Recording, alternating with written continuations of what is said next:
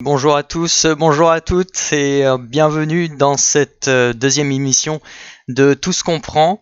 Je suis vraiment encore une fois très heureux de faire ce projet, de le continuer du moins. N'hésitez pas à vous installer dans le chat, à vous faire plaisir en discutant, venant discuter avec moi et puis également entre vous. Je vois qu'il y a déjà le geek très fidèle puisque déjà présent sur le chat et bien bonsoir à toi le geek, merci d'être ici. Alors pour le moment vous n'êtes pas très nombreux, déjà 4 personnes, c'est déjà sympa. Vous pouvez faire plusieurs conversations à 4 personnes. Voilà, je suis comme je l'ai dit assez excité de continuer ce concept de l'émission. Précédemment, on avait parlé des étoiles, de la nucléosynthèse stellaire, la formation des éléments dans les étoiles. Et aujourd'hui, ce que je vous propose, c'est un autre sujet, le sujet du jour. On en avait déjà parlé un petit peu dans l'émission d'avant, mais j'en avais fait la promotion sur les réseaux sociaux. Aujourd'hui, on va parler de Mars, et en particulier de la vie martienne éventuelle. On va voir, notre invité va nous approfondir le sujet. 20h30 pétante, oui, j'essaie d'être à l'heure, j'essaie de respecter mes propres horaires. Bonsoir à tous. Alors, il faut quand même que je prenne un peu le temps de remercier tous ceux qui ont participé tous ceux qui ont soutenu le projet sur les réseaux. Hein. Je vous ai vu, ça m'a fait vraiment plaisir. Donc déjà, je vais remercier tous les nouveaux qui follow la chaîne depuis la dernière émission. J'ai pas eu le temps de le faire la dernière fois, donc je remercie Nonosan 1973, le collectif Conscience, Renip, Loïc 31, Tulkas 12, Sarum 21, Doc Brown 12, Sinoshi, Ashigaru Yari et Route 121. Donc déjà merci à vous d'avoir follow la chaîne. Et je veux aussi adresser certains remerciements un peu spéciaux pour les gens qui également ont partagé l'information des lives sur les réseaux sociaux. Donc un peu des remerciements spéciaux en particulier à Le Geek, à Aidandal, Anna Boé, Mister Mac20, 1 et Nickel Chrome, donc merci à vous et puis merci à l'ensemble de la communauté, même ceux que j'ai sans doute oublié de parler de certaines personnes qui ont également soutenu la communication du live sur les réseaux. Donc merci à tous et j'aimerais que vous continuez de faire ça si ça vous plaît. Si le concept, vous pensez que c'est une bonne idée et qu'il faut le promouvoir, n'hésitez pas à continuer à le soutenir sur les différents réseaux. Je le rappelle, les réseaux sociaux sont au-dessus ici, que ça soit via Twitter, en relayant les messages, la page Facebook, europe.isnar, ou également la chaîne YouTube, tout se transforme. La chaîne YouTube, qui je le rappelle, est l'endroit où sont postés les VOD, donc il y a toutes les rediffusions de tous les lives qui seront mis à jour sur la chaîne YouTube. Alors, dont ce live là, et il faut savoir qu'il y a déjà d'ailleurs la première rediffusion du tout premier live qui est disponible donc sur la nucléosynthèse stellaire. Donc voilà, ça c'était la petite partie réseaux sociaux, petite auto-promo. Bon, je sais que c'est un peu lourd, mais il faut aussi le faire. Il faut créer un petit peu, essayer de construire une petite communauté autour de ça. J'essaye de un petit peu lire le chat. Je vois que Brusicor est également sur le chat. Salut à toi, bienvenue, installe-toi. Écoute, moi je choisis pas les moments où je fais les lives, donc disons que j'essaye de le faire quand je suis disponible. Et d'ailleurs, en parlant de disponibilité des lives, je vais essayer de trouver un jour dans la semaine assez régulier. Et pour le moment, je pense au lundi. Donc les lives, ce que je vais essayer de faire, c'est d'en faire un tous les lundis. Alors c'est assez ambitieux comme projet. Peut-être que le jour va changer, peut-être qu'il y aura certaines semaines où ça sera pas des lundis, mais je vais essayer de me tenir à un jour précis pour que on soit pour que la communauté, enfin que les gens qui suivent arrivent à prendre une certaine habitude et voilà, qu'on arrive à construire un petit peu quelque chose, quoi. communication insuffisante. Ouais, après moi je suis pas quelqu'un qui aime beaucoup spammer, donc je compte aussi sur vous pour parler de l'événement autour de vous et être là. Voilà, c'est déjà vous êtes là ce soir, donc c'est super. N'hésitez pas, comme je le dis, à participer dans le chat. Et apparemment le lundi c'est un jour qui a l'air de plaire, du moins à Brusicor. Bon, voilà, ça c'était la petite partie un peu en ce qui concerne la chaîne et l'évolution de la chaîne. On va attaquer le sujet du jour, fini de bavarder. Aujourd'hui, on va parler, donc le titre, vous l'avez vu au-dessus du chat, c'est la recherche de traces de vie sur Mars. Alors, un titre qui a l'air un peu provocateur parce que la vie, bon, on sait que sur Mars, a priori, il n'y aurait pas de choses très vivantes, mais on ne sait pas vraiment, ou on le sait, du moins, il n'y aurait pas de vie comme on l'imagine, les Martiens. Quand on parle avec des gens, en général, on ne croit pas plus, du moins, aux Martiens. Mais peut-être que Neyla va nous apporter un peu plus de précision sur justement cette question et nous expliquer les tenants et les aboutissants de ce sujet justement. Donc voilà, n'hésitez pas à participer sur le chat. Je vois que vous êtes 9, donc ça progresse doucement. J'espère qu'il y aura un petit peu plus de monde au fur et à mesure, mais bon, c'est pas grave. Moi déjà, si on est 9, c'est très bien. Ça sera avec plaisir de vous offrir cette conférence. Qui va vous être donné par Neyla Chaouch. Et justement, sans plus attendre, puisque je parle d'elle, je vais directement passer sur l'autre scène qui va justement nous permettre d'introduire le sujet et en particulier de vous parler de recherche de traces de vie sur Mars. Donc voilà, Neyla Chaouch, bienvenue. J'espère que tu es contente d'être ici. Déjà, comment tu vas? Bonjour Robin, écoute, moi ça va très bien, très contente d'être là. Ouais, c'est comment tu te sens? Et bonjour à tous les viewers aussi. Ouais. Neyla, alors pour te présenter un petit peu, tu es en seconde année de thèse, c'est ça, au LISA, qui est le laboratoire interuniversitaire des systèmes atmosphériques. Exactement, à Créteil. Et à Créteil, voilà. Et donc tu vas peut-être nous parler un peu de ta thèse, mais pas non plus, c'est pas forcément le cœur de ta thèse non plus. Tu vas faire une introduction sur ce sujet qu'est la recherche de traces de vie sur Mars. Et est-ce que tu peux justement nous parler un peu de ton parcours, comment t'en es arrivé à faire une thèse qui est en lien avec Mars finalement? Alors d'abord après le bac, je me suis directement orientée vers les sciences. J'adorais tout ce qui est chimie, biologie, mais j'étais encore un peu dans le flou de ce que je voulais faire. Du coup, j'ai fait une licence chimie bio assez générale. Mmh. Et puis après, en fait, ce qui m'a permis de me décider, ça a été mon stage de licence. Donc, du coup, j'encourage les gens à faire des stages. C'est ce qui permet de découvrir ce qu'on aime ou ce qu'on n'aime pas. Et c'est là où, du coup, j'ai rencontré mon directeur de thèse actuel, enfin mon co-directeur, mais aussi qui est mon directeur de thèse, qui m'a tout de suite orienté, qui m'a beaucoup aidé, qui m'a fait aimer le sujet de la recherche de traces de vie sur Mars. Mmh. Et donc du coup, j'ai décidé de continuer dans cette voie, ce qui m'a permis de faire donc un master de chimie générale et ensuite un master de sciences et génie de l'environnement. Avec des options planétologie et puis voilà. Après j'ai postulé à la thèse que je fais actuellement et j'en suis ravie. Bon bah c'est super, je suis content que ça se passe bien en tout cas et que tu restes dans ce projet-là.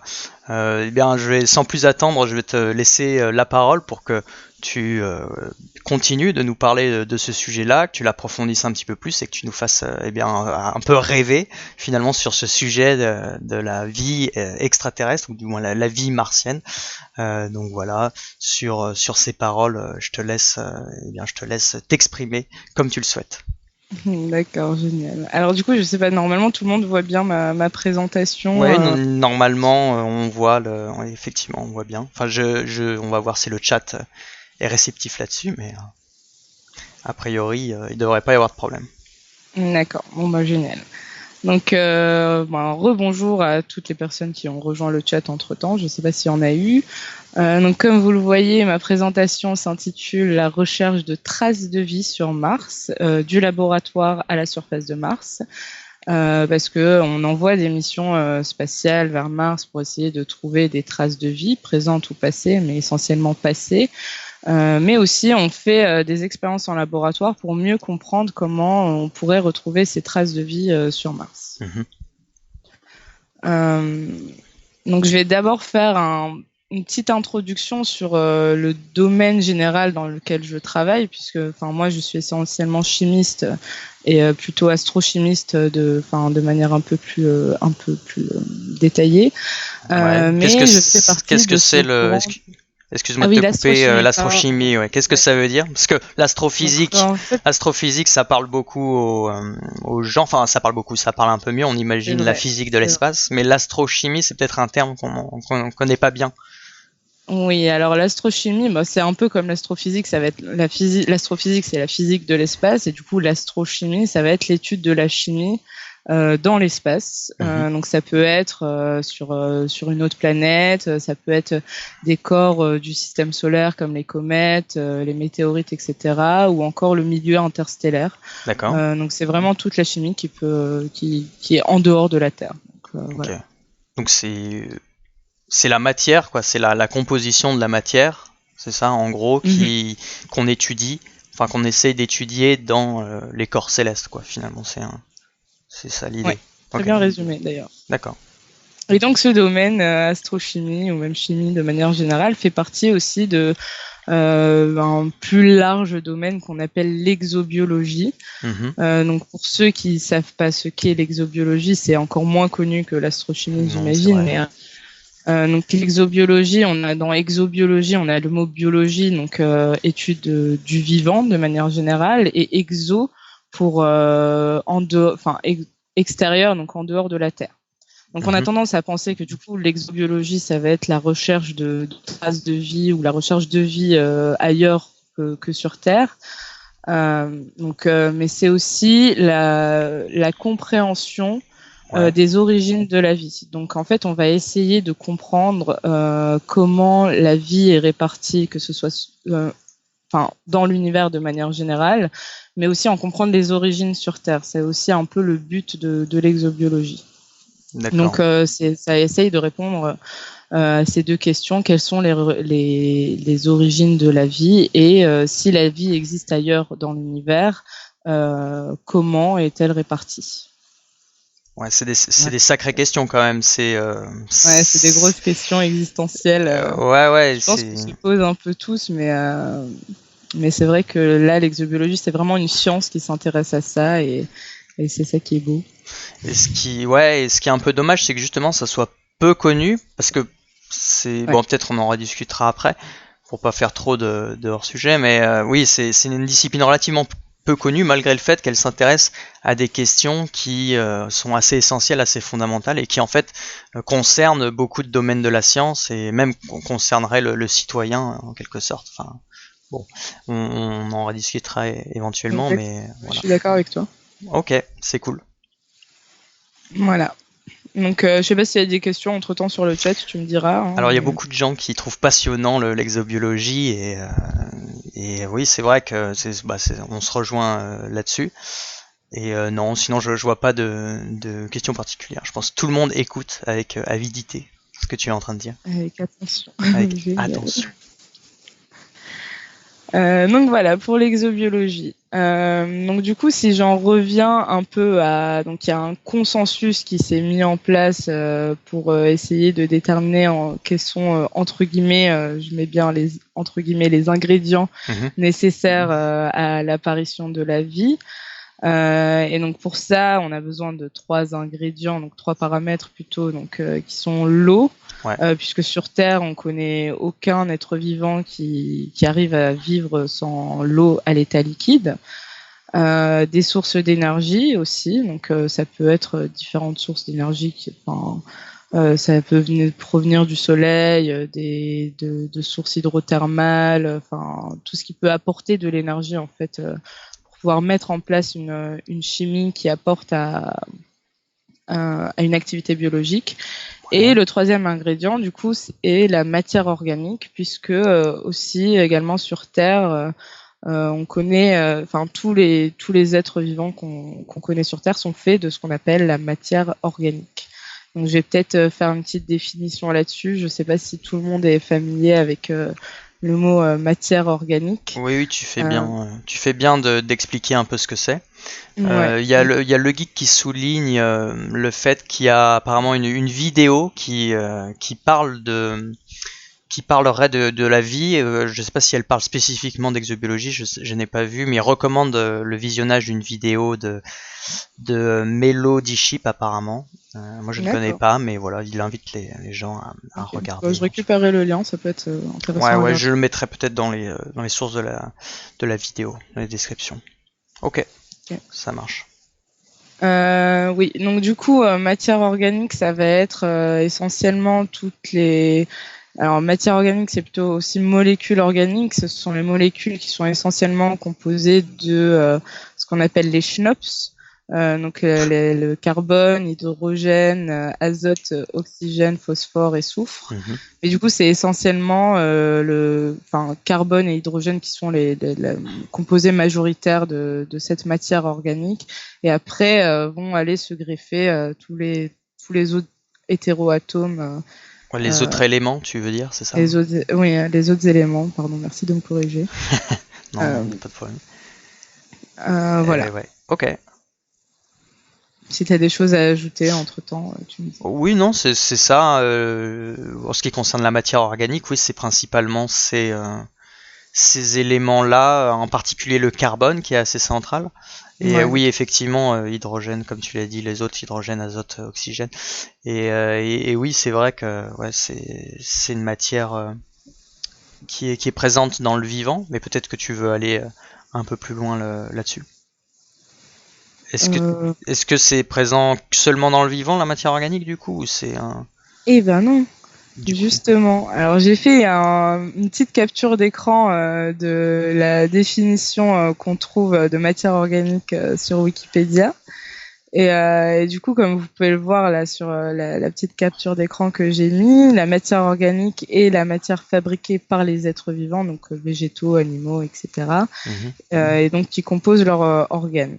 Et ça m'a un peu interpellée quand j'ai tapé ça sur Google, parce que je me suis dit, moi qui travaille justement dans ce domaine, j'aurais pas la même définition de la matière organique. C'est plus celle que je viens de vous donner et que tu viens de compléter, Robin.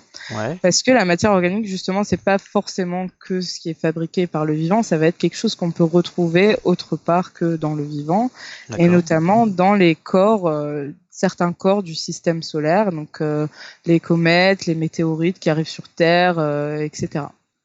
Les astéroïdes aussi.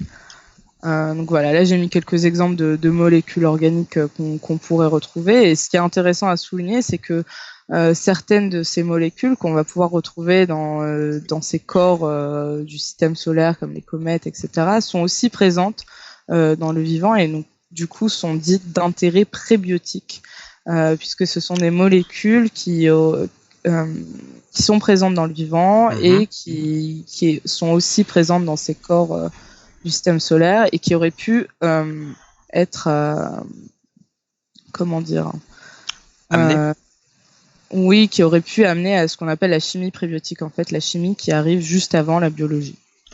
C'est-à-dire que comment les molécules auraient pu arriver, elles auraient pu simplement être transportées par ces corps, c'est ça?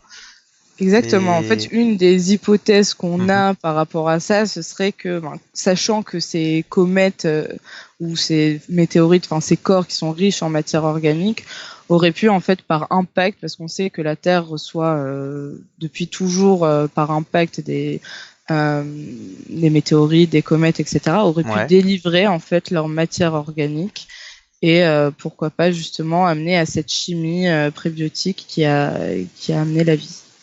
D'accord. On a l'impression qu'aujourd'hui, il n'y en a plus trop des impacts, pourtant, puisque c'est pas quelque chose qu'on voit souvent. Enfin, quoique, il arrive que des petits corps tombent, mais c'était plus, disons que ces épisodes d'impact étaient beaucoup plus fréquents dans les débuts du système solaire, en fait, c'est ça? C'est ça. Ouais. Ok. Donc, du coup, comme ils étaient très fréquents, ils ont beaucoup contribué. Tous les impacts de ces corps ont finalement pas mal contribué à délivrer ce matériau organique et aussi l'eau aussi, c'est ça. Je crois que y a aussi une part de l'eau qui provient des comètes et des astéroïdes. Exactement, parce que c'est aussi des corps qui sont riches enfin pour le moment on sait que c'est riche en glace d'eau, et donc du coup peut-être que par impact avec des réactions chimiques ou même le fait que à l'époque les conditions étaient différentes et puis l'impact libère de l'énergie, ce qui fait que la glace d'eau aurait pu se transformer en eau liquide. Oui, je vois. Peut-être amené à cette chimie prébiotique. Voilà. Ah oui, du coup, prébiotique, tu peux expliquer qu'est-ce que ça veut dire? Bon, je pense que ça parle de lui-même, ce terme, mais pour développer un peu. Ça se devine un petit peu. Donc, on a le biotique qui vient de, justement, biologie, donc vie, et prébiotique. Donc, du coup, quand on dit chimie prébiotique, c'est la chimie qui a amené à cette activité biologique, donc la chimie qui arrive juste avant la vie.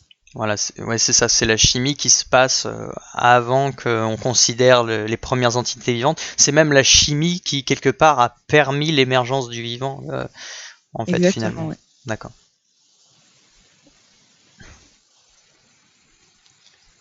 Ok. Donc, du coup, là, je vais passer un peu à Mars. Ouais. Puisque c'est le cœur de mon sujet aujourd'hui. Donc pour en revenir un peu, donc je vais faire un peu d'histoire. C'est quelques petites anecdotes, mais qui sont toujours intéressantes à raconter. Donc au début, quand on commençait à observer Mars, donc même avec des télescopes où à l'époque on n'avait pas la technologie pour observer Mars d'aussi près qu'aujourd'hui, on pensait qu'en fait on pouvait observer des canaux. Donc sur tout le long, là vous avez une image un peu sur la gauche, c'est les premières les premiers dessins qu'on faisait de Mars à l'époque quand on l'observait avec les premiers télescopes. Et donc du coup ces observations montraient la présence de canaux qu'on pensait être en fait des canaux qui avaient été construits par des petits martiens qui essayaient de lutter contre la sécheresse. Donc du coup à l'époque ouais, c'est ça. En fait, à l'époque, l'idée de vie sur Mars, c'était une évidence. Ouais, c'était à peu près quel siècle ça que c'est la même époque, tous ces gens qui observent le ciel, donc c'est Galilée, de Kepler, Galilée, etc. Ouais. Alors je suis nul en histoire, je pourrais pas te dire exactement. C'est plutôt. Mais oui, c'était. Je sais plus si c'est 17e ou 18e, du coup j'aurais dit 17e plutôt, mais ouais. Je pense que le chat pourra confirmer. Mais oui, d'accord. Donc du coup, on a ces premières cartes apparemment qui décrivaient Mars comme une planète qui était habitée et les gens en étaient sûrs, quoi, quasiment. Exactement. Et donc du coup, avec la technologie et avec toutes les avancées scientifiques qui ont été faites, on a commencé à envoyer plein de missions sur Mars. Donc les premières missions qui ont été envoyées et qui ont pu cartographier en fait la planète et montrer que finalement il n'y avait pas de vie évoluée à la surface de Mars, donc pas de vie intelligente. Ça dépassait du coup, ça contredisait tout ce qu'on pensait avant. Et d'ailleurs, la première mission qui a atterri sur Mars, parce qu'on n'arrivait pas à se détacher de l'idée que Mars abritait de la vie, et donc du coup, la première mission qui a atterri sur Mars, donc la mission Viking, avait à son bord des instruments de biologie, parce qu'on était convaincus que même s'il n'y avait pas de vie évoluée intellectuellement, j'entends, on pourrait quand même retrouver de la vie à la limite bactérienne ou quelque chose comme ça. Une activité microbienne ou un truc comme ça. C'est ça. Et du coup, c'était encore je dirais pas un échec parce que ça reste quand même un résultat scientifique, mais c'était quand même une déception de voir que finalement, on n'avait pas de vie à la surface de Mars. Ouais, c'est sûr que là, ça a dû casser pas mal de fantasmes. Et en parlant de vie, justement, il y a le guide qui souligne que Vénus a aussi été une planète sur laquelle on pensait qu'il y avait des êtres intelligents, qui s'appelaient même les Vénusiens apparemment. Ouais. Et oui, Mars n'est simplement pas la seule planète sur laquelle on a fantasmé dans l'humanité sur laquelle finalement on a imaginé des habitants. On fantasmera toujours sur d'autres planètes. Aujourd'hui, on s'intéresse aussi à Europe, Encelade, des planètes, des corps qui ont des satellites, des océans, des satellites, mais qui ont des océans souterrains. Donc du coup, on imagine une forme de vie souterraine dans ces milieux-là. Donc je pense que c'est aussi un propre à l'humain de fantasmer sur une vie ailleurs que sur Terre. C'est l'inconnu quoi qui nous fait penser qui nous permet d'être créatifs et d'inventer plein de choses. Et après souvent en fait une fois qu'on y est en fait on se rend compte que c'était pas aussi beau que dans nos rêves finalement. Enfin bon, faut pas non plus dégrader la vision qu'on a de Mars, parce que je pense qu'aussi on a appris plein de choses, et justement peut-être que tu vas nous en parler de ces missions. Oui, parce qu'au final on continue quand même à s'intéresser à Mars jusqu'à aujourd'hui, parce que on me dirait au final on n'a pas trouvé de traces de vie, on est sûr qu'aujourd'hui Mars est une planète inhabitée, mais pourquoi on continue à s'intéresser à Mars? Et en fait déjà d'un point de vue technologique, c'était plus facile d'aller vers Mars, qui est la planète la plus proche de nous. Donc au moins pour faire de la planétologie comparée, essayer de comprendre comment Mars et la Terre ont pu évoluer si différemment. Et du coup, justement, là, grâce à toutes les missions qui ont été envoyées jusqu'à aujourd'hui, on a pu un peu reconstituer l'histoire de Mars. Et là, je vous ai mis une vue d'artiste. Alors, c'est pas du tout... c'est une vue d'artiste de ce qu'aurait pu être Mars par le passé. Et comme vous pouvez le voir, ça ressemble quand même pas mal à la Terre. C'est un peu... c'est pour ça qu'on dit que c'est sa sœur jumelle, entre guillemets, puisqu'elle aurait eu des océans à sa surface, elle aurait été recouverte d'eau au tout début de son histoire, et donc c'est pour ça qu'on a commencé à s'intéresser de plus en plus à Mars, puisqu'on s'est dit il y a eu de l'eau liquide de manière pérenne, donc sur de longues durées géologiques. On sait que la matière organique a été apportée de par les comètes, les météorites, enfin tous ces corps du système solaire qui en contiennent. Les sources d'énergie ont forcément été disponibles déjà pour maintenir l'eau à l'état liquide, mais aussi, le soleil lui-même est déjà une source d'énergie. Donc, on sait qu'elle a connu par le passé des conditions favorables à la vie. Et la question, c'est de savoir est-ce que la vie est apparue sur Mars par le passé, même si aujourd'hui on a du mal à trouver des traces de vie actuelles. Oui. C'est un peu la question qu'on se pose sur Mars. Et c'est vrai que là, pour le coup, si avec tous ces éléments qu'il y avait, ça peut nous laisser penser que la vie a pu apparaître. Et justement, cette eau liquide, est-ce qu'on en est vraiment sûr qu'elle a été présente? Quels sont les indices qui aujourd'hui nous font penser qu'il y a vraiment eu de l'eau liquide sur Mars? C'est bien d'en parler, parce que du coup c'est ma slide d'après. Tu vois, c'était même pas prévu ça pour le coup. Mais génial, ça fait une belle transition. J'ai comme quoi.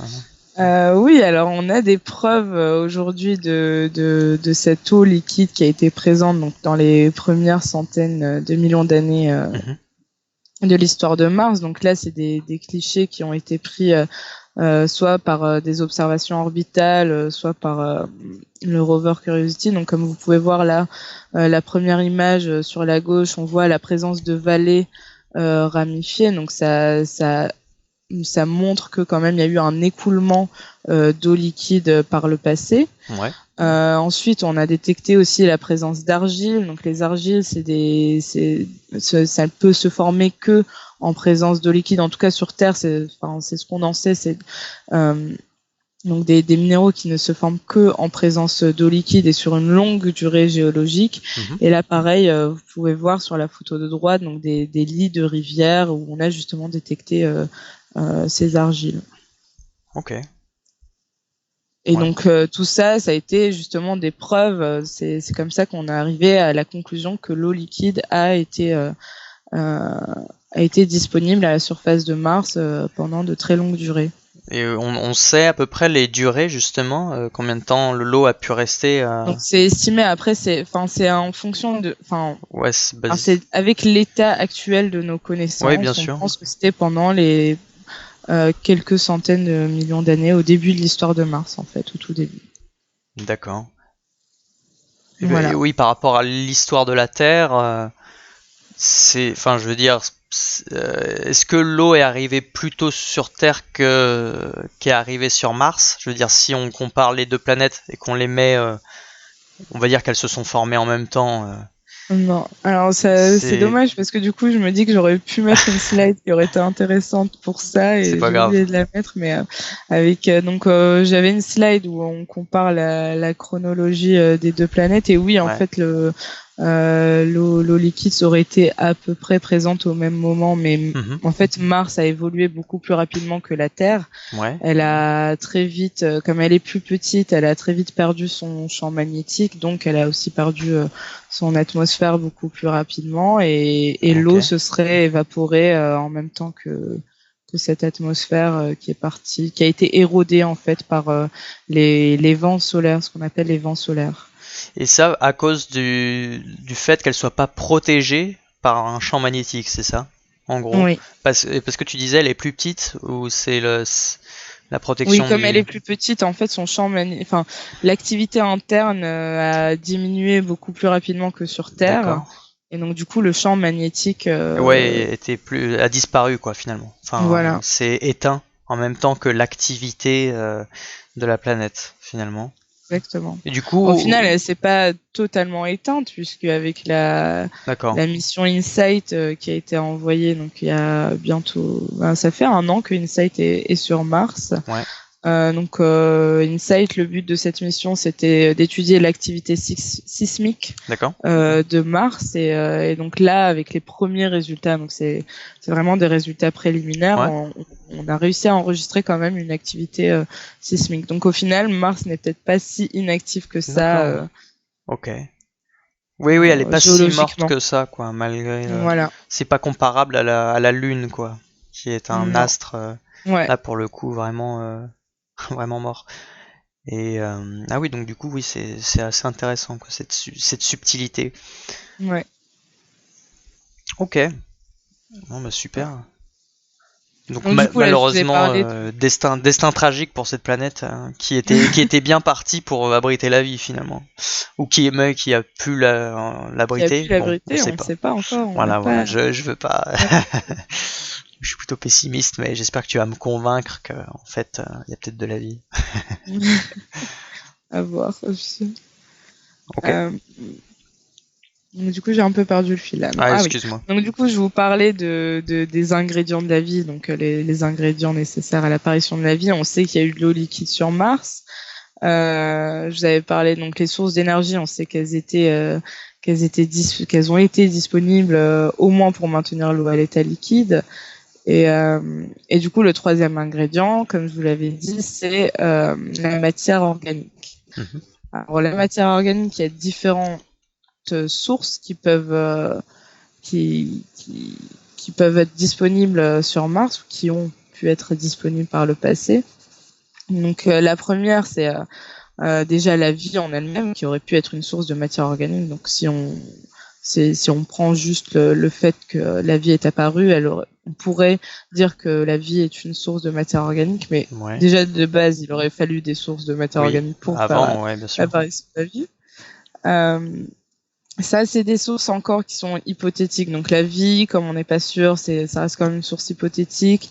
Il y a 2 autres sources hypothétiques. Donc l'hydrothermalisme.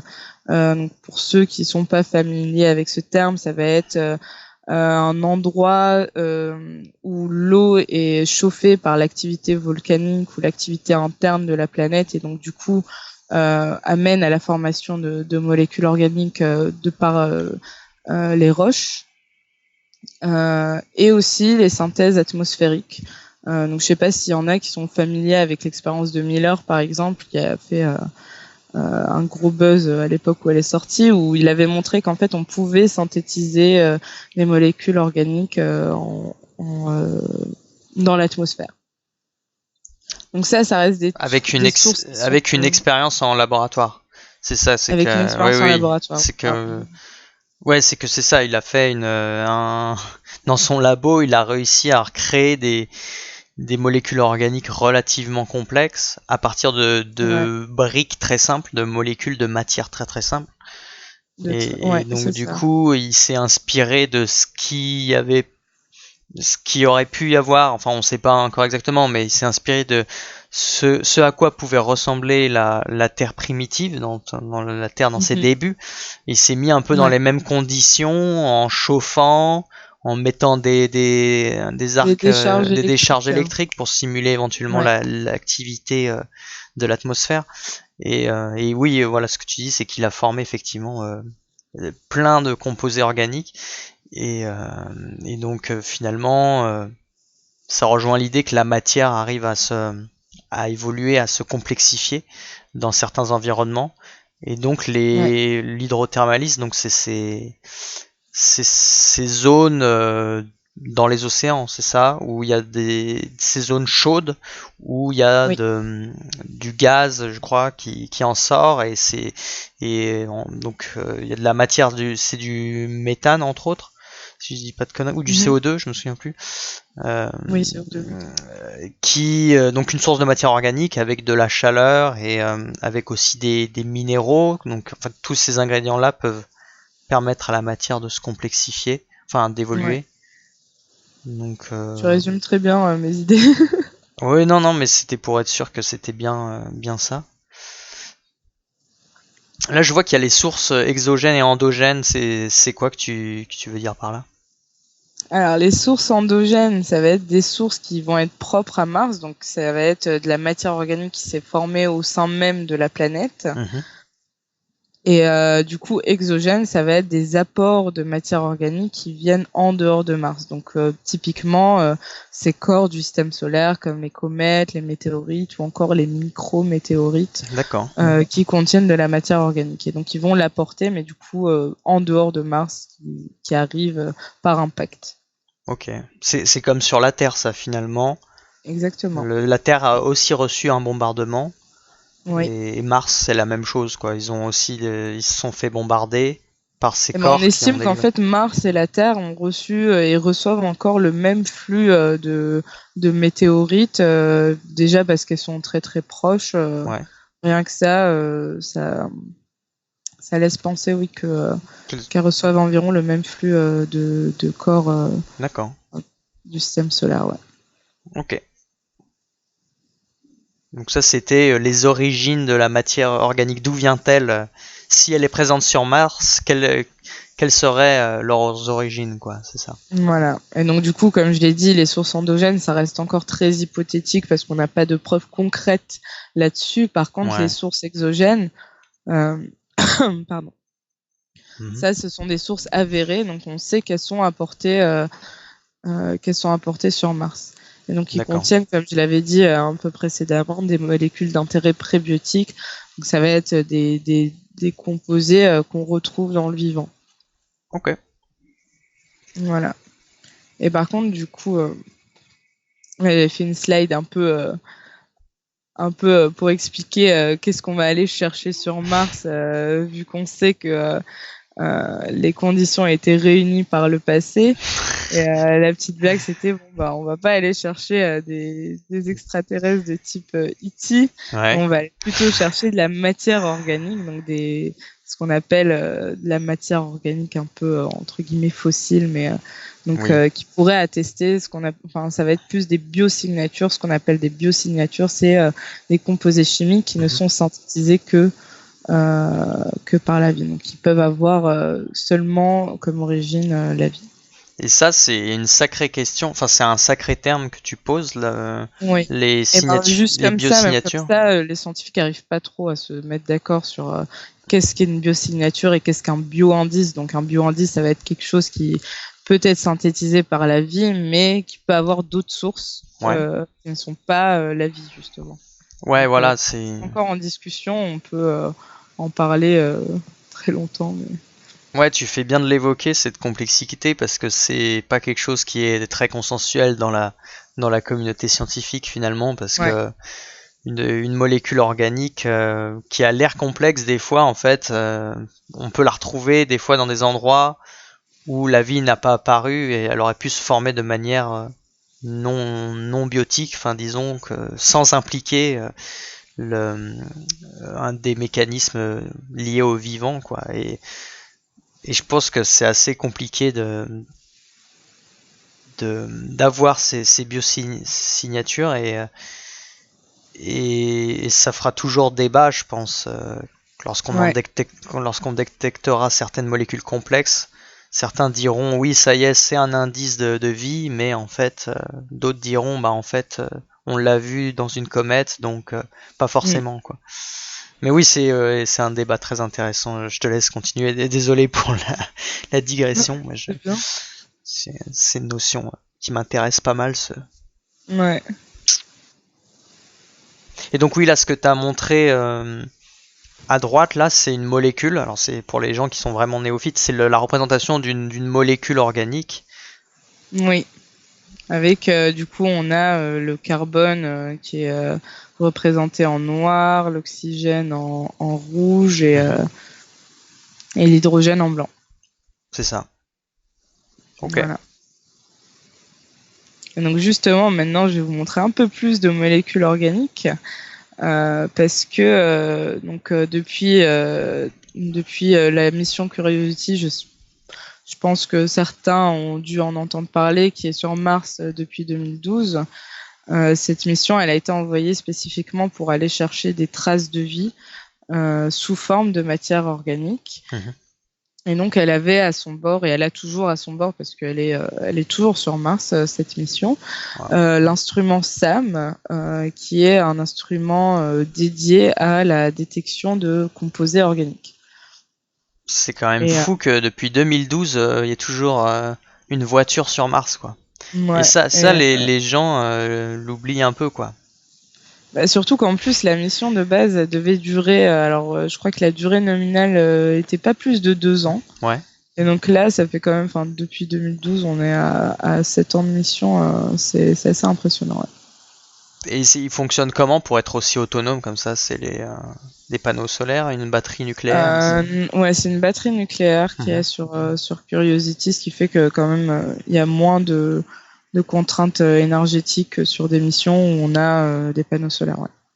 Et on sait un peu encore la durée de vie de Curiosity. Enfin, les gens qui gèrent la mission, ils ont prévu de le faire tenir encore combien de temps? Tu sais ça? Je pense que c'est aussi longtemps que possible. Tant que l'engin il fonctionne bien, il n'y a pas de raison d'arrêter la mission. D'accord, mais je veux dire, est-ce qu'il y a une estimation de la fin de la pile nucléaire? Je m'en rends pas compte en fait. Je sais pas trop là-dessus. J'avoue que je ne suis pas. Ok. Pas de problème. Je pense qu'il a encore les ressources énergétiques parce qu'il le rover a pas encore utilisé toutes. Il a pas fait autant d'analyses qu'il aurait dû. Parce qu'aussi c'est compliqué de piloter une mission spatiale. Ouais. On s'arrête toutes les 2 secondes pour aller regarder le caillou d'à côté, vérifier qu'il n'y a rien de super intéressant, qu'on n'est pas en train de manquer un spot super intéressant à explorer. Donc du coup, ça prend quand même du temps. Et donc ouais, du coup, il a encore beaucoup d'échantillons à analyser et je pense qu'elle durera encore assez longtemps cette mission. J'espère aussi. Et donc oui, donc elle avait à son bord, elle a toujours à son bord l'instrument SAM Donc Sample Analysis at Mars, c'est donc l'analyse d'échantillons sur Mars, qui est dédiée à cette détection de composés organiques. Et depuis que l'instrument est sur Mars, il y a eu quelques détections de composés organiques, mais c'est essentiellement, donc comme vous pouvez le voir là, ce qui est représenté en vert, c'est du chlore. Donc du coup, c'est des composés qui sont chlorés ou encore soufrés, comme on peut le voir ici. Et le problème avec ces composés, c'est qu'on a du mal à les relier à une quelconque forme de vie ou même aux sources exogènes dont je vous avais parlé tout à l'heure. Ouais. Ce qui est assez contradictoire parce que du coup, même en excluant toute forme de vie passée ou présente, on n'arrive quand même pas à retrouver les composés qui sont apportés à la surface de Mars. C'est vrai que des composés chlorés, le chlore, c'est pas forcément l'élément qu'on attend le plus dans les êtres vivants. Donc le chlore qui est représenté en vert, c'est ça dans tes molécules. Le soufre qui est en jaune, du coup, il est un peu plus présent dans notre organisme. Il sert à plus de choses.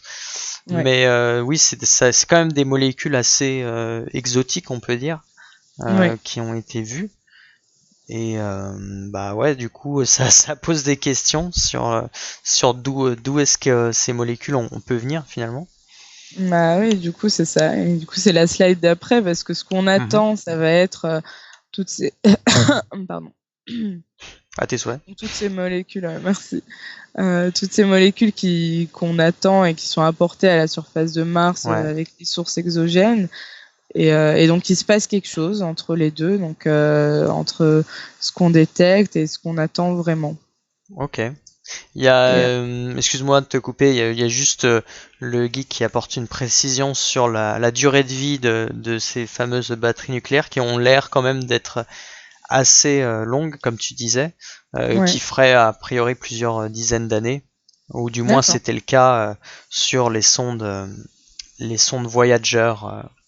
Je sais pas si c'est exactement le même type qu'il y a sur Curiosity, mais du moins ça donne un ordre de grandeur, quoi. Ouais. Ok, vas-y, c'est bon. Excuse-moi. Ouais, et du coup, il y a quelque chose qui se passe entre le moment où les molécules organiques sont apportées à la surface de Mars et le moment où on les détecte.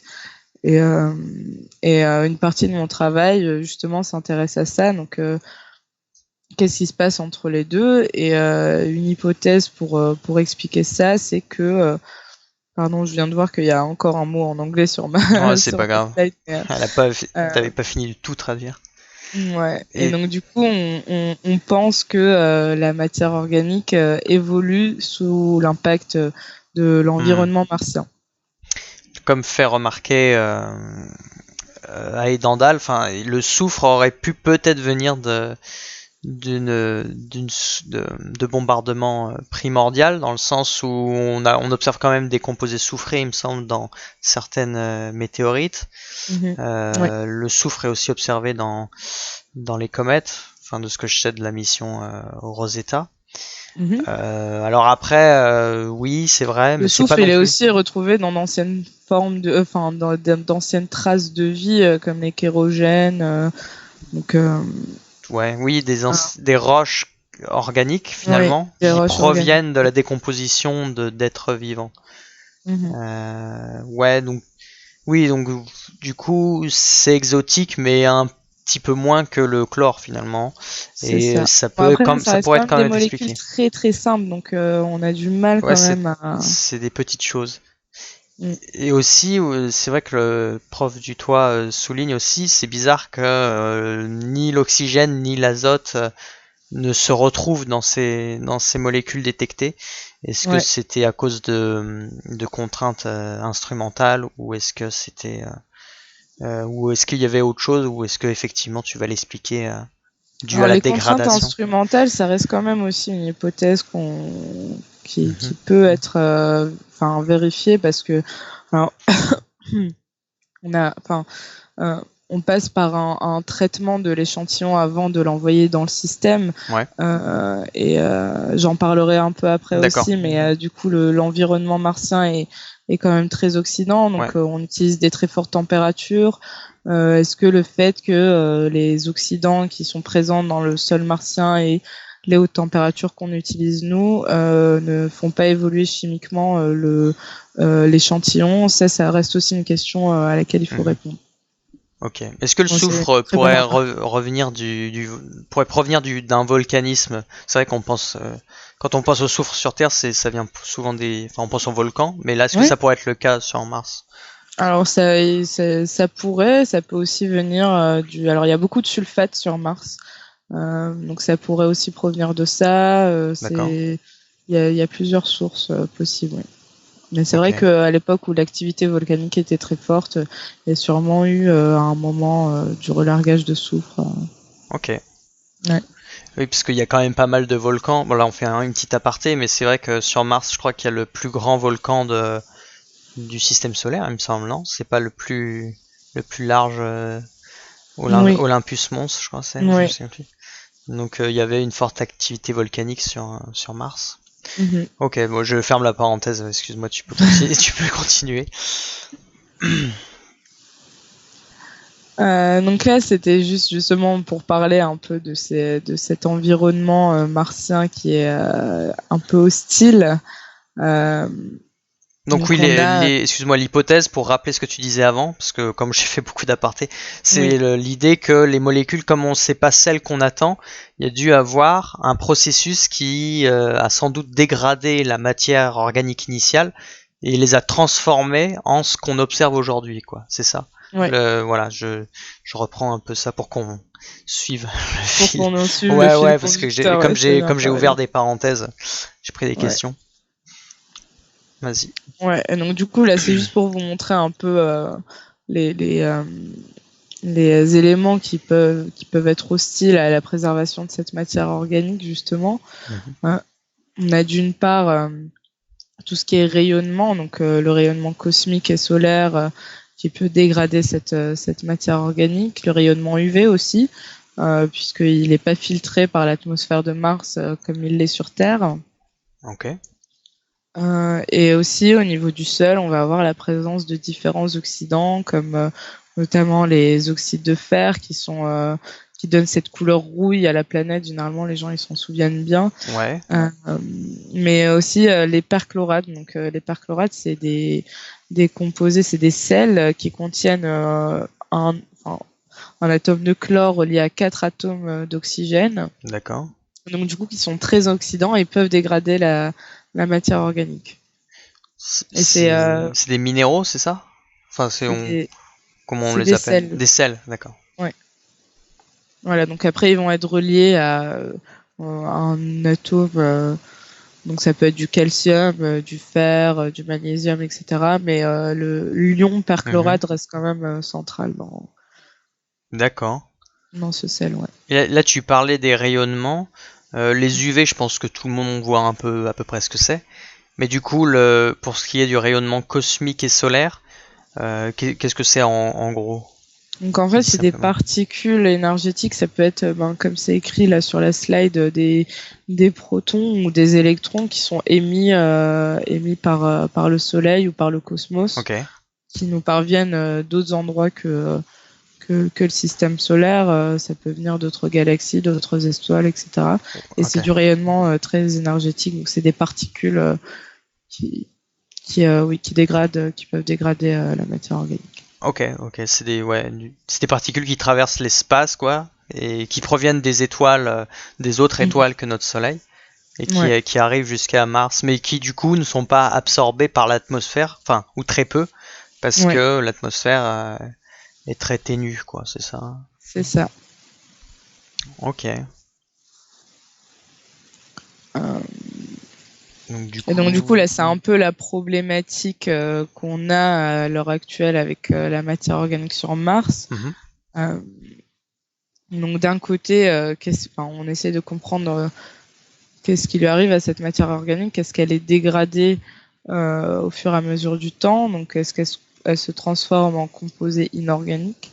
Ouais. Est-ce qu'elle évolue et si elle évolue en quoi? Et surtout, est-ce qu'elle est préservée? Et pour comprendre ça, on a besoin de faire des expériences en laboratoire pour pouvoir reproduire les conditions martiennes et donc étudier des molécules qu'on pourrait retrouver sur Mars et voir comment elles évoluent dans l'environnement martien. Donc ça, c'est une partie de ma thèse et qui a été aussi une partie de mon stage. Donc ça a été mon sujet de stage pendant 2 ans. Ouais.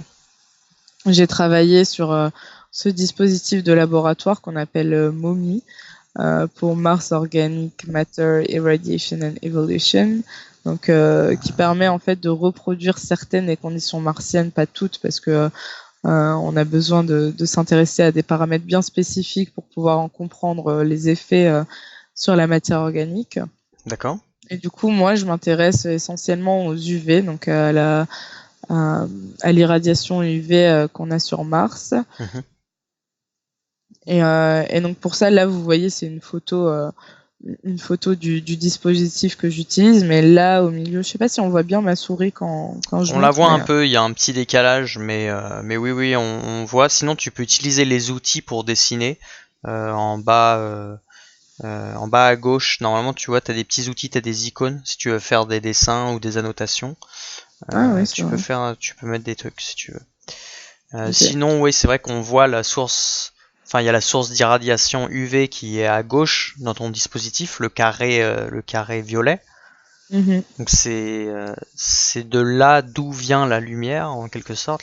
C'est ça. En fait, c'est une lampe qui reproduit. Alors elle reproduit le spectre de ce qu'on retrouve sur Mars. Donc en termes de longueur d'onde, on est représentatif de ce qui arrive sur Mars. Après, en termes de flux, donc de quantité de photons, c'est beaucoup plus fort et donc du coup, on a besoin d'extrapoler après nos données. Oui, elle reproduit, pour traduire un peu, elle reproduit la lumière de l'étoile, enfin de notre soleil.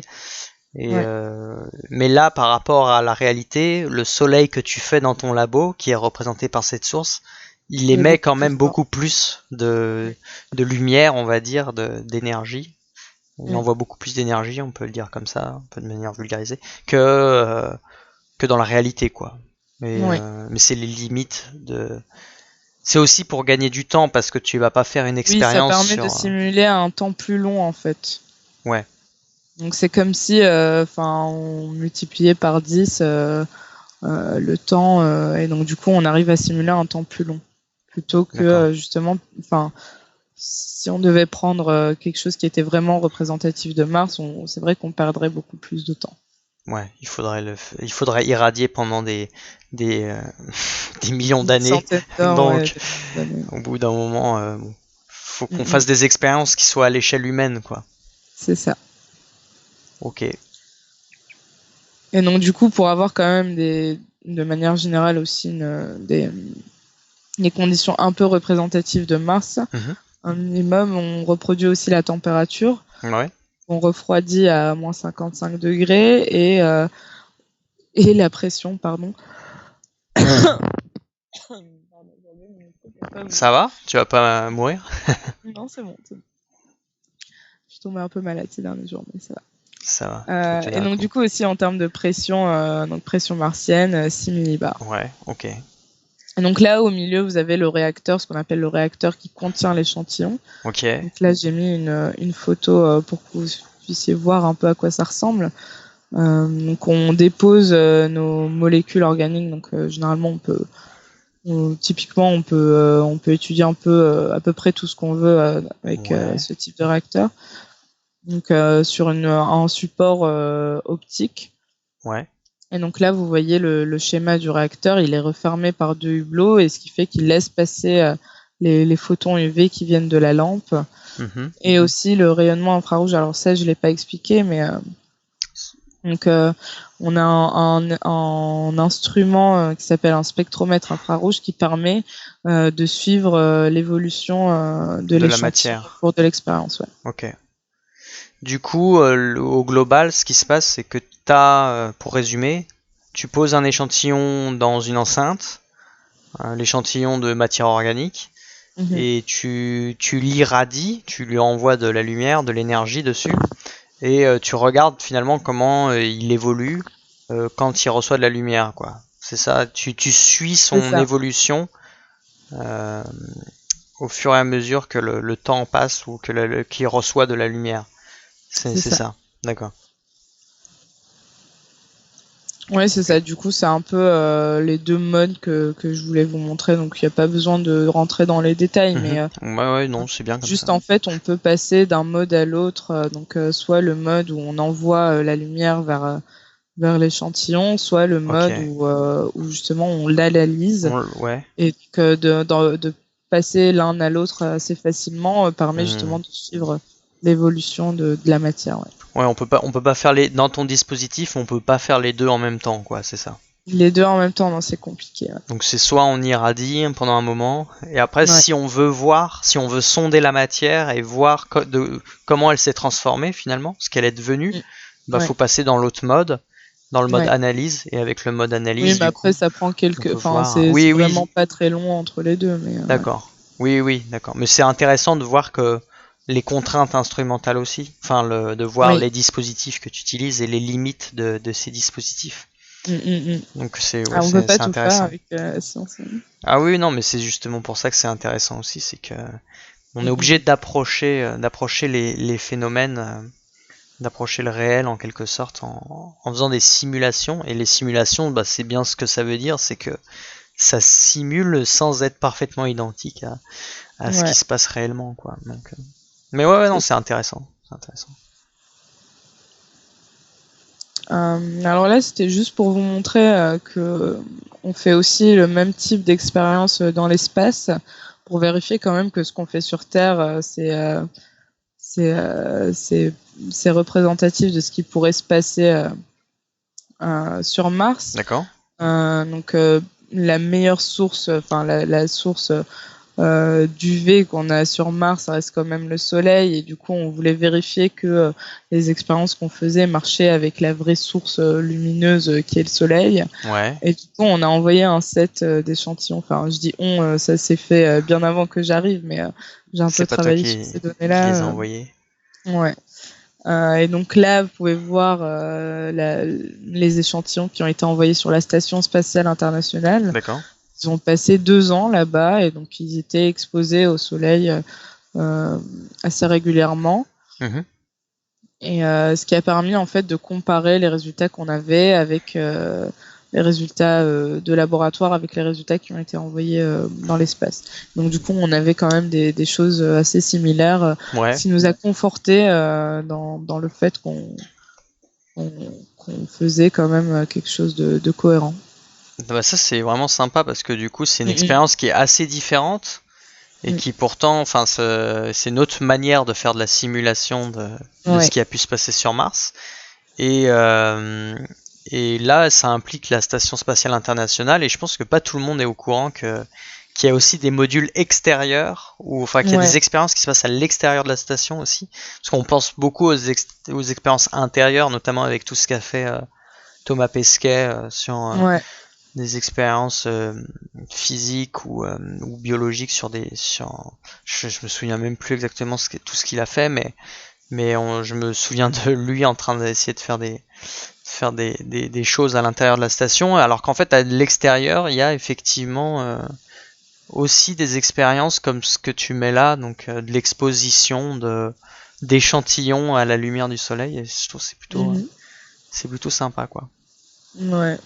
Ils sont restés combien de temps, t'as dit 2 ans? 2 ans, ils sont partis en 2014, ils sont revenus en 2016. Ok. Donc du coup, on les a analysés avant et après pour avoir quand même la différence, la différence entre les deux. D'accord. Donc on fait pas un suivi régulier comme ce qu'on peut faire sur Terre, mais ça reste quand même des... Donc il y a un autre projet qui doit se faire pour pouvoir justement essayer d'analyser de manière assez régulière, mais c'est toujours un projet. Ok.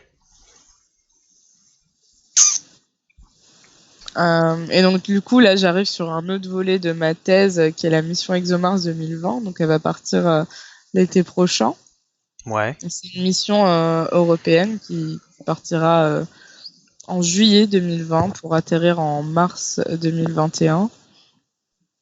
Et donc l'objectif de cette mission, c'est de détecter des potentielles traces de vie sur Mars, qu'elles soient présentes ou passées. Mais je pense qu'on va plutôt rechercher des traces de vie passées parce que pour le moment c'est un peu compliqué. Ouais, c'est Voilà. pas... Donc normalement elle durera 8 mois. Ouais.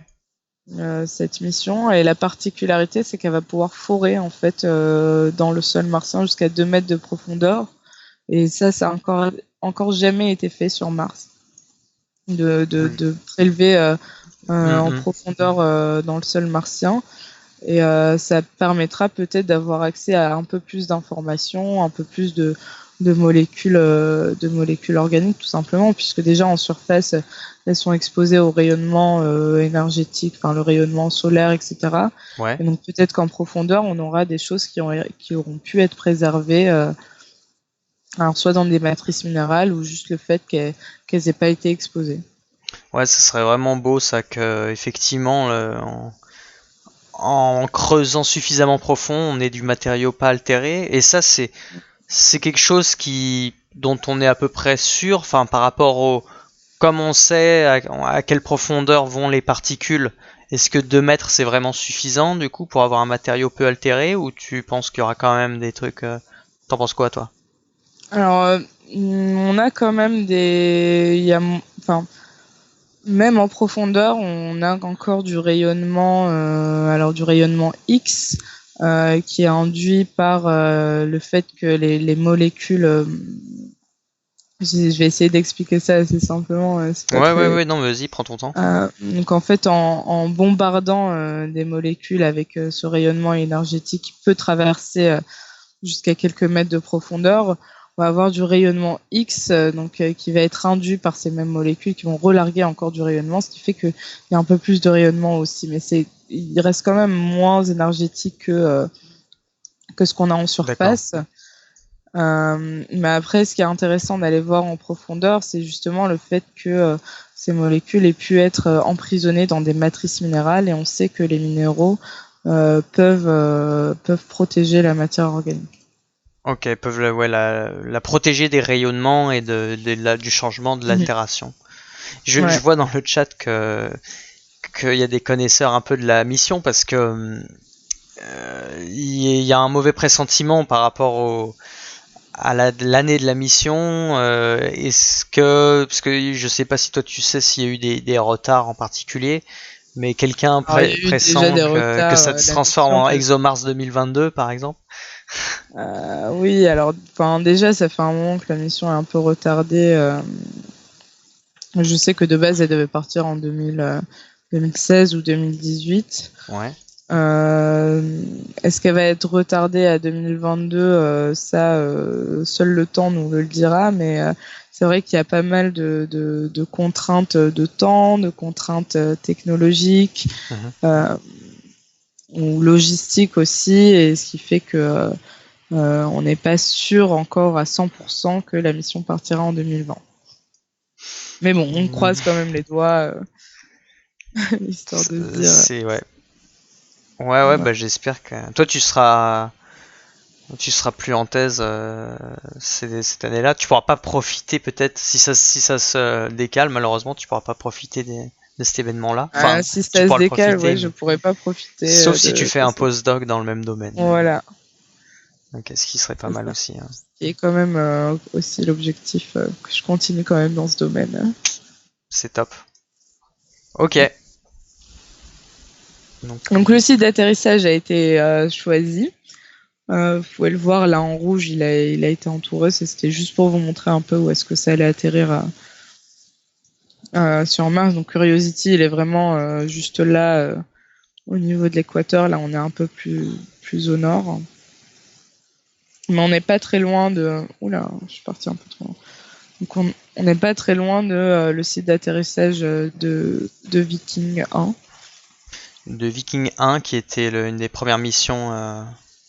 Une des premières missions qui a atterri sur Mars. Ouais, d'accord. Voilà, et donc moi, du coup, pendant ma thèse, je vais m'intéresser à un instrument qui qui est sur cette mission, donc l'instrument MOMA pour Mars Organic Molecular Analyzer. Et en fait, cet instrument, c'est un peu fonctionne un peu sur le même principe que SAM qui a été sur Curiosity. Ouais. Et qui est justement dédié à la détection et l'identification de molécules organiques qui seraient présentes en surface ou en sous-surface. Ok. Et donc cet instrument, il a été développé donc en partie dans mon laboratoire, le LISA, pour la partie chromatographie. Je reviendrai sur ces termes, mais une partie française, il y a une partie américaine qui a été développée par la NASA à Washington. Ok. Et pour tout ce qui est laser et préparation d'échantillons par le Max Planck Institute en Allemagne. Donc là, il y a différentes parties de l'instrument qui ont été construites à différents endroits. Donc en fait, il y a une sacrée collaboration finalement entre les différents laboratoires. C'est toujours plus simple de travailler à l'international parce que déjà par manque d'argent et par manque de temps, c'est plus facile si on unit tous nos forces pour ce genre d'instrument. Ouais. Mais du coup, toi, tu travailles dans l'équipe qui est spécialement conçue, ce que tu as encadré en rouge là, l'instrument de chromatographie. Ouais. D'accord. Moi, je vais revenir sur ces termes, et du coup, là, je vous montre un peu. Faut pas avoir peur du gros schéma qui fait peur vu comme ça, mais en fait, moi, je m'intéresse surtout à cette partie-là, qui est le chromatographe de phase gaz. Alors, faut imaginer ça comme une espèce de grosse colonne qui est enroulée et qui va permettre de séparer en fait les molécules d'un même échantillon. D'accord. Elle est enroulée dans quoi là? Elle est dans quelle partie?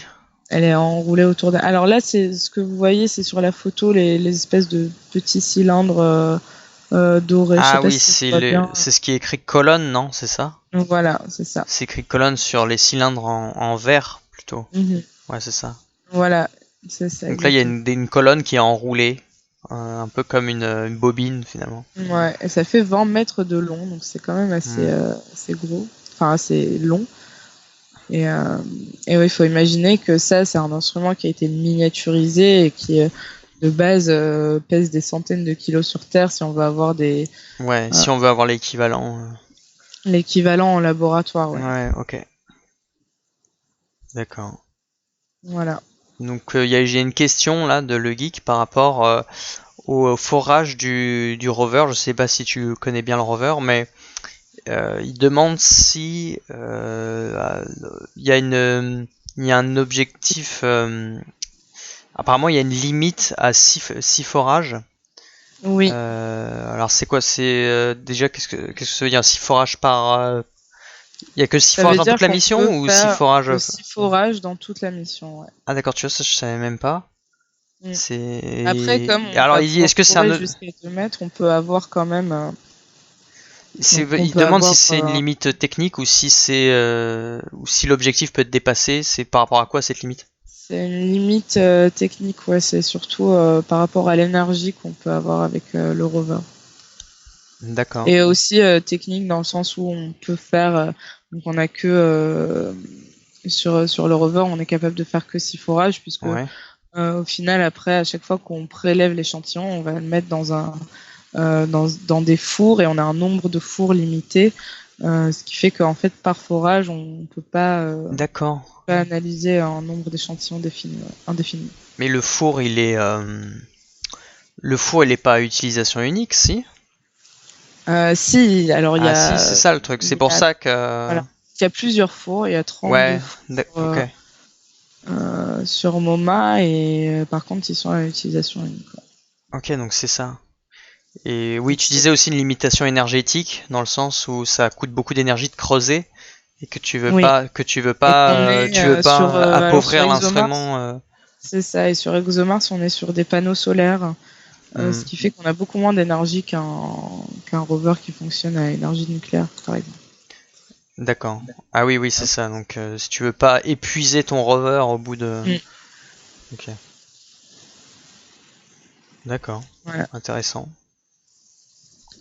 Donc voilà. Et donc, Donc ce gaz ce chromatographe à phase gaz, comme son nom l'indique, il fonctionne en phase gaz, ce qui fait qu'on doit passer par une phase de préparation de l'échantillon avant de l'envoyer dans cet instrument-là. D'accord. Et donc pour faire ça, on va chauffer très très fort l'échantillon de sol martien pour pouvoir volatiliser les composés organiques qui sont potentiellement présents dans l'échantillon. Et pour les plus lourds, on va devoir faire ça par extraction chimique. Donc du coup là, on va rajouter un agent chimique qui va permettre de volatiliser l'échantillon en fait. Alors quand tu dis volatiliser, tu veux dire en gros faire en sorte que l'échantillon il se transforme en gaz finalement. C'est ça que tu le brûles. Ça un peu comme une chenille. Une chenille à qui on rajoute des ailes en fait, tout simplement. Ah, on volatile, on le rend volant comme ça. C'est ça. En gros, la matière, on la transforme pour que elle devienne du gaz, alors que c'est un solide qu'on extrait à la base du sol. Donc c'est l'étape de pyrolyse, de chauffe où et après du coup ça rentre dans ce chromatographe, ce que tu disais. Oui. Et donc ce chromatographe, il va permettre de séparer les molécules, parce qu'au départ on a un cocktail de molécules finalement. On a un mélange, c'est ça. Qui est mélangé ensemble. Et donc pour pouvoir les analyser, pour faciliter aussi l'interprétation des données, on a besoin de les séparer un par un pour pouvoir les identifier en fait. D'accord, ok. Et donc ce chromatographe, il va faire la séparation de chaque molécule, et comme ça on va pouvoir les analyser individuellement, quoi. Voilà, et en fait on va les analyser grâce à ce qu'on appelle un spectromètre de masse, qui lui permet l'identification des composés. Et voilà. Je sais pas s'il y a des questions, je peux quand même détailler un peu. Éventuellement s'il y a des questions, mais bon, sans rentrer dans les... il n'y a pas besoin d'aller plus loin, déjà si les gens ont un peu compris le fonctionnement général de tout le processus. Donc pour répéter les choses, on extrait de la matière solide, genre on fait un forage, on extrait du solide. Le solide, on va ensuite le chauffer jusqu'à même le brûler en quelque sorte pour le faire passer dans la phase gaz, le transformer en gaz, comme lorsque vous faites brûler quelque chose dans votre cheminée éventuellement si vous en avez. Et ce gaz va ensuite être collecté, va passer dans ce que tu as appelé la chromatographe. Enfin, c'est des colonnes, du coup, des très très longues colonnes. Donc vous imaginez une très longue cheminée. Et ce gaz une cheminée enroulée sur elle-même, c'est quand même assez fort. Et le gaz va réussir la colonne ou la cheminée va réussir à séparer chacune des molécules qu'il y a, on va dire, présentes, le cocktail de molécules. Et après, une fois séparées, les molécules vont être analysées individuellement. Enfin, les familles de molécules individuellement vont être analysées par la partie, ce que tu appelais la spectrométrie de masse. Exactement. Voilà, c'est déjà pas mal, si vous avez compris ça. Ouais. Ok. C'est cool. Et donc nous, le laboratoire a développé plusieurs répliques de cet instrument. Donc le tout dernier, c'est l'instrument de vol que vous pouvez voir en bas à droite, qui est l'heureux gagnant pour aller sur Mars. Mais avant d'arriver à ce modèle, il a fallu d'abord faire des prototypes, des modèles de qualification qui ont été testés aux vibrations et toutes les contraintes instrumentales qu'il pourrait y avoir. Bien sûr. Il y a aussi un modèle d'ingénierie, donc celui-là il sert essentiellement à vérifier que notre modèle, donc partie française, va bien fonctionner avec le modèle américain et l'instrument allemand, etc. pour vérifier quand même que il y a quand même une bonne communication entre les trois instruments une fois qu'on les intègre ensemble. Et on a aussi un modèle qu'on appelle le flight spare. Donc celui-là, il sert généralement, on le fait pour dans le cas où il y a un problème avec le modèle de vol et qu'on a besoin de le remplacer de manière Au dernier urgente. moment, ouais. Voilà, mais à partir du moment où les instruments étaient intégrés et qui fonctionnent bien, ce type de modèle, donc le Flight Spare, il est utilisé pour créer une réplique parfaite de tout l'instrument, donc avec la partie américaine, la partie allemande, donc on va créer une réplique parfaite de l'instrument qui va permettre à faire des analyses sur Terre en parallèle des analyses qui sont faites sur Mars. Ok. Donc ça permet de sécuriser à la fois l'envoi d'un instrument qui sera normalement opérationnel et aussi d'avoir au sol des équivalents pour pouvoir faire des analyses et être dans les mêmes conditions et pouvoir comparer, quoi. C'est ça. Exactement. Donc il fonctionnera dans un environnement martien, dans une chambre martienne et permet de valider par exemple les programmes, les scripts, etc. Donc on les teste avant de les faire sur Mars. Ok, ouais, c'est un sacré travail d'ingénierie. Toute cette étape-là, c'est vrai qu'on n'en parle pas souvent, mais avant qu'on envoie quelque chose sur Mars ou sur une autre planète, il faut concevoir des instruments et les phases de conception, elles sont souvent très très longues. Et c'est pas un boulot, c'est un boulot vraiment très minutieux et qui prend beaucoup de temps parce qu'on veut pas envoyer n'importe quoi. C'est vrai. Il y a le geek qui demande quel est le coût global de cet instrument en particulier. Je ne saurais pas dire, mais je pense que ça atteint facilement les centaines de millions d'euros. Centaines de millions d'euros? Ah oui. Oui, je me rends pas compte moi non plus, mais largement, ça c'est sûr. La mission en elle-même, elle a coûté des milliards d'euros, ça c'est sûr, mais l'instrument, je saurais pas dire, j'ai pas eu les chiffres exacts là-dessus. Mais déjà juste avec tous les modèles qui ont été construits là. Et du coup, tu sais à peu près quand est-ce que ça a commencé? J'espère qu'il parle de tout l'instrument, parce que si c'est juste MoMA d'ici, je pense que c'est pas des centaines de millions, ça doit être des dizaines de millions, mais je sais pas exactement tout l'instrument MoMA en comptant la partie américaine et allemande, combien ça a coûté, mais oui, je pense que ça atteindrait facilement les... Ouais, et tu sais quand est-ce que la conception des premiers modèles, c'est en quelle année à peu près? Enfin, je me rends pas compte, mais c'est assez vieux, non? C'était dans les années 90. Pour déjà, pour la mission... Pour déjà 2020, ouais. Waouh, ah ouais, putain... c'est fou parce que 90 pour une mission qui allait être 30 ans plus tard, quoi. Ouais. Alors après, il y a eu des changements entre, enfin je veux dire, il y a eu des évolutions technologiques qui ont fait que l'instrument a évidemment évolué, mais voilà, c'est pour vous donner une idée des dimensions du spatial, des dimensions temporelles du spatial, c'est assez... mais il y a des personnes qui travaillent toute leur vie sur... ouais. C'est assez impressionnant, il y a des générations entières qui se succèdent des fois. Ouais. Ok. Voilà, et donc moi je travaille un peu sur cet instrument. Mon but, ça va être donc d'étudier des composés qui seraient susceptibles d'être retrouvés sur Mars dans ces conditions instrumentales. Et donc du coup, donc ça c'est un peu les objectifs et la stratégie de ma thèse. Ça va être d'abord développer des protocoles analytiques sur des appareils de laboratoire.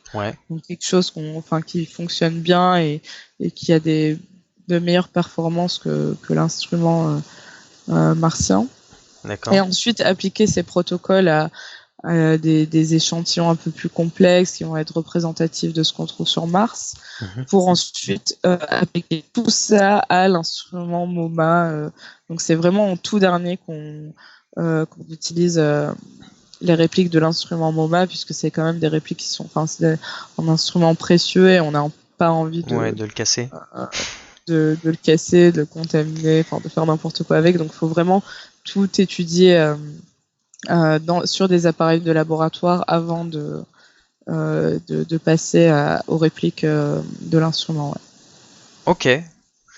Ok, bah c'est des sacrés objectifs, quoi. T'es bien impliqué dans la mission et je pense que ça doit être vachement excitant de bosser dans ce cadre-là en me disant, en étant aussi aussi impliqué, aussi motivé. Donc je pense que ça doit être sacrément excitant. Ouais, c'est génial. On en voit tous les jours. Et puis du coup, ça permet aussi de rencontrer du monde, de voyager, d'avoir des collaborations entre les laboratoires. Enfin, c'est vraiment très, très enrichissant, autant scientifiquement que humainement. D'accord. Ok. Voilà, donc là, c'est juste une dernière slide pour faire un résumer. peu une overview de tout ce que je fais de manière générale. Donc, comme on peut le voir, tout est imbriqué en fait les uns avec les autres. Donc, d'une partie, je vais étudier l'évolution de la matière organique dans les conditions de Mars, et donc pour ça, je simule l'environnement martien et j'observe le comportement de ces molécules. Et donc les questions que je me pose, ça va être quelles sont les molécules, à partir de mes expériences, quelles sont les molécules qui sont le plus susceptibles d'être retrouvées sur Mars. Donc je vais enlever toutes celles qui se dégradent en me disant bon bah celle-ci c'est sûr que je vais pas les trouver, elles se dégradent en quelques minutes, donc j'ai aucune chance de les retrouver sur Mars. Ou au contraire, parfois on peut avoir des molécules qui se complexifient un peu plus. On a eu déjà ce cas avec la molécule d'uracil par exemple. Ouais, d'accord. Et du coup, à partir de là, donc quand je vois comment évoluent ces molécules et je prends celles qui sont le plus intéressantes et je les étudie dans les conditions analytiques de MoMA pour voir quelle serait leur signature sur Mars. Ok, donc vraiment différents axes de recherche pour essayer de comprendre un peu mieux la nature des molécules organiques qui se trouvent sur Mars, quoi. Et finalement de la vie. Ouais. Pour reboucler sur le sujet, pour en revenir à la vie. le sujet du jour, et donc sur la recherche de la vie, justement, on peut un peu finir sur ça, sur quelques questions. Je sais que tu voulais, il se faisait un peu tard et que tu m'avais dit que tu voulais pas veiller trop tard ce soir. Cependant, on peut peut-être te poser 2-3 questions dans le chat. N'hésitez pas si vous avez 2-3 petites questions. Du coup, voilà, pour reboucler sur la vie, qu'est-ce que tu penses de tout ça avec l'expérience que tu as via cette thèse-là, à la fois les expériences de labo, ton implication dans la mission ExoMars. Est-ce que toi, tu le vois comment personnellement, enfin, la mission, tu la sens bien? Est-ce que tu penses que il est possible qu'on trouve effectivement ces fameuses biosignatures, ou est-ce que tu es assez optimiste de ce point de vue-là, ou au contraire, le fait de travailler là-dedans t'a fait prendre conscience des problèmes et tout l'aspect peut-être instrumental, les limites des instruments, etc. Et au contraire, tu te dis ça sera une belle mission, mais faut pas rêver non plus. Qu'est-ce que t'en penses, toi? Je dirais que en fait au début, quand on rentre dans ce monde-là, on est toujours un peu ça nous fait rêver, quoi. On est là, je vais aller chercher des traces de vie sur Mars, ça va être génial. Et en fait, plus on voit un peu le background et plus on s'intéresse à tout ce qui a été fait avant, plus on voit que c'est pas si simple que ça en fait d'aller chercher de la vie ailleurs que sur Terre, déjà d'une part. Et après, un peu plus dans mon contexte à moi, mis à part rechercher des traces de vie sur Mars, comme je le disais, on a déjà du mal à détecter ce qui se passe, à comprendre ce qui se passe entre le moment où la matière organique elle arrive sur Mars, tout en excluant toute forme de vie, et le moment où on la détecte. Et je pense que ça, c'est encore plus intéressant parce que au final, ça nous fait, ça permet de comprendre un environnement qui n'est pas le nôtre, donc qui n'est pas l'environnement terrestre, et ça fait faire un peu de la planétologie comparée. Alors peut-être qu'on va pas trouver de vie sur Mars, mais on aura quand même compris quelque chose, et on aura quand même compris comment un environnement différent peut influencer des composés ou des molécules qu'on peut retrouver sur Terre, mais qui vont évoluer différemment parce qu'elles sont dans un autre environnement. Je sais pas si ça paraît assez clair la manière dont on l'explique, mais... Non, je vois clairement, c'est que tu... Mais voilà, donc au final, la problématique, elle est un peu plus élargie que ça. C'est pas que la recherche de traces de vie, mais c'est aussi la compréhension de ce comportement selon l'environnement dans lequel on se trouve. Oui, oui. Non, si, si, c'est très intéressant parce que tu prends du recul par rapport à ton objet d'étude qui là, bah, pour le coup de la présentation, c'était la vie, mais c'est vrai qu'en fait, ce que font ces missions spatiales, c'est avant tout étudier un environnement et c'est vrai que tu fais bien de le souligner parce que c'est ça qui est Mm. important. Et les réponses, en fait, elles vont être multiples sur l'échelle de la planète et pas seulement sur est-ce qu'il y a de la vie ou pas de la vie. Et c'est C'est vrai que ça. c'est là pourquoi on a parlé de vie aujourd'hui, parce que aussi ça fascine le grand public, etc. Mais oui, Oui, tu fais bien de souligner que c'est avant tout un intérêt planétologique que d'étudier Mars via cette mission, et que la vie sera peut-être le petit bonus en plus, quoi. Finalement, mm. si ça serait beau, quoi. Mais oui, en tout cas, on risque d'apprendre plein de choses, quoi. Même si c'est pas forcément Ouais. lié au vivant, ça Bah, nous on a apprendra déjà appris énormément de. plein de choses Oui, bien avec sûr, toutes les bien sûr. missions qui ont été envoyées. C'est comme ça qu'on a su qu'il y avait de l'eau sur Mars. Enfin, en fait, j'ai l'impression que plus on étudie un corps, plus on le découvre et on n'a Mhm. jamais arrêté de comprendre une planète. Ouais, ouais, c'est sûr. Ne Et serait-ce que la planète Terre. hmm. Et c'est marrant parce que Mars, c'est pas, par rapport à d'autres corps du système solaire, c'est pas un astre qui est si loin que ça. Enfin, en Mm. relativement peu loin. Et pourtant, il y a encore énormément de mystères, quoi, autour de la planète. Et en Ouais. particulier ces fameuses molécules organiques qui sont, bah, pas si nombreuses que ça, a priori, et de nature un peu exotique, entre guillemets. Ouais. Et donc c'est pour ça que c'est d'autant plus un peu paradoxal parce que sur d'autres corps du système solaire, on en sait des fois même plus alors qu'ils sont beaucoup plus loin. Ouais. Et donc c'est pour ça que ce sera aussi très intéressant d'approfondir notre voisine finalement, qui a effectivement encore plein de secrets cachés qu'il faut qu'on découvre. Ouais. Et c'est vrai, comme le souligne le geek, les missions spatiales en général apportent plus de questions qu'elles ne permettent de donner De de réponses. réponse. Ouais. Mais ça, c'est ouais, c'est en la science en général, c'est la recherche même de manière assez générale qui veut C'est ça, vrai. quoi. Plus on a de réponses, plus on a de questions. Hmm. Et ouais, pour rester un peu sur Mars, la mission ExoMars, est-ce que, enfin, moi, tu es au courant que Schiaparelli, là, tu sais, n'a pas eu forcément beaucoup de succès. Il y a des gens, je pense, dans le grand public qui s'inquiètent du coup. Enfin, je pense comme ça a eu pas un bad buzz, mais dis donc, ça fait jamais une bonne publicité de rater des phases d'essai, ce genre des tests, on va Oui. dire. Est-ce que toi, ça t'inquiète un peu ou sans plus, ou t'as confiance, ou tu te dis que ça ira parce Ça que m'inquiète pas tant que ça parce qu'au final, des missions qui se sont crashées sur Mars, il y en a eu plusieurs et je pense que Schiaparelli sera pas la dernière, mais Mhm. des fois c'est juste de la chance en fait. Ouais. Tu penses Et il y a aussi du hasard? il y a un peu de hasard. Après, il y a quand même pas mal de techniques.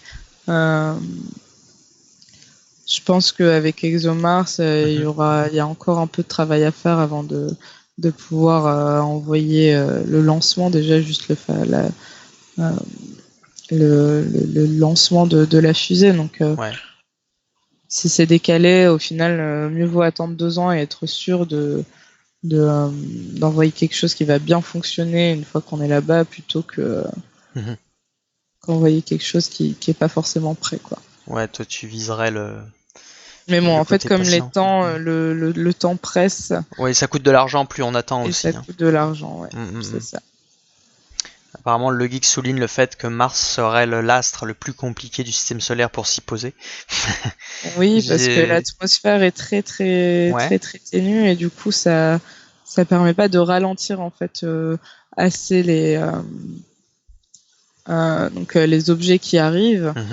Mhm. C'est pour ça que Curiosity ça avait fait enfin ça avait bien fonctionné parce qu'ils avaient utilisé des rétrofusées Ouais, qui permettaient de ralentir en fait la chute de la plateforme. d'accord. Donc parfois les parachutes c'est sur ExoMars on a des parachutes et du coup, on a besoin de 3 parachutes en tout pour pouvoir atterrir. Ouais. Curiosity, je pense qu'elle avait 1 ou 2 parachutes maximum, mais sur la fin de sa chute, il y avait des rétrofusées qui permettaient de vraiment ralentir et du coup de se poser beaucoup plus en douceur que le font les autres missions. Ok, On devrait s'inspirer de ça, je pense. d'accord. Parce que c'est vrai que si on La repense science-fiction. aux missions européennes, il y a sur la mission Rosetta, l'atterrisseur Philae a eu aussi des problèmes pour atterrir puisque les harpons ne s'étaient pas déclenchés. Et on a j'ai l'impression qu'on a un peu cette malédiction. Il faudra qu'on Les missions européennes n'arrivent pas pour à atterrir se poser sur des objets. C'est dommage parce que c'est vrai que c'est ça qui est assez. T'as beau tout faire bien dans l'opération, s'il y a une étape qui foire, en fait, c'est la fin quoi. Et c'est dommage parce que si le reste a beau être nickel, il suffit que voilà que ça soit une étape un peu cruciale, c'est terminé quoi. Enfin bon. Voilà.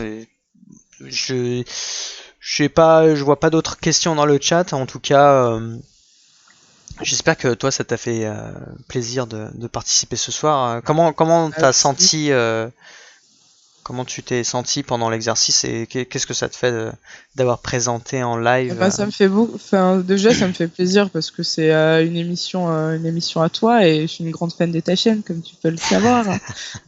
C'est vrai qu'on se connaît, on n'est pas. Ça fait plaisir d'être là et puis non, j'aime bien le concept, même si je connais pas trop Twitch de base, mais j'aime bien ce concept de pouvoir rendre l'information accessible au plus grand nombre et c'est un bon exercice aussi pour moi de vulgariser ce type de présentation parce que c'est vrai qu'on a l'habitude de le faire de manière très rigoureuse et très scientifique et ça fait plaisir de pouvoir l'expliquer à des personnes qui sont pas du tout dans le domaine et qui sont intéressées par ça et donc non, c'est un très très bon exercice pour moi. J'espère que vous avez apprécié aussi parce que du coup c'était un peu le but de la présentation. A priori, il y a des retours plutôt positifs sur le chat. Les gens ont bien apprécié, ils ont trouvé ça cool, instructif. Et ouais, ça leur a beaucoup plu. Je m'adresse au chat là, si vous avez encore des questions rapides, n'hésitez pas. J'ai pas envie non plus, Neila, de te bloquer parce que tu m'avais dit que tu n'avais pas toute ta soirée. Donc c'est maintenant qu'il faut poser vos questions sur une spécialiste de Mars et de la matière organique martienne. Donc profitez-en encore qu'elle soit là.